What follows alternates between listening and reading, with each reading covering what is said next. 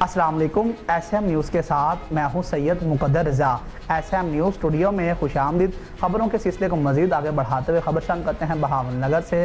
بہاول نگر بلدیہ ملازمین کی نااہلی عروج پر بلدیہ ملازمین بہاول نگر کی عوام کو پینے کا پانی فراہم کرنے میں بری طرح سے ناکام ہو گئی ہے اور انتظامیہ خاموش تماشے کا کردار ادا کرنے لگی۔ ہمارے نمائندے وسیم بھٹی کی رپورٹ کے مطابق بہاول نگر بلدیہ ملازمین کی نااہلی رک نہ سکی۔ بلدیہ ملازمین سب اچھا ہے کا راگ لاپنے لگے اور فوٹو سیشن کی حدود تک محدود ہو کر رہ گئے ہیں۔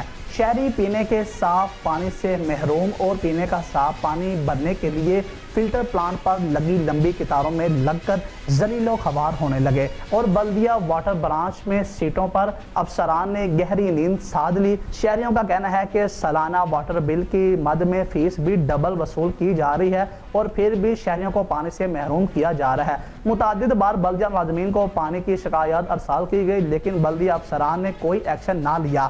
شہریوں نے ڈی سی بہاول نگر حکومت سے وقت سے مطالبہ کیا ہے کہ بلدیہ واٹر برانچ کے افسران کی ناقص کارکردگی کی وجہ سے فوری ایکشن لیا جائے اور شہریوں کو صاف پانی فراہم کیا جائے۔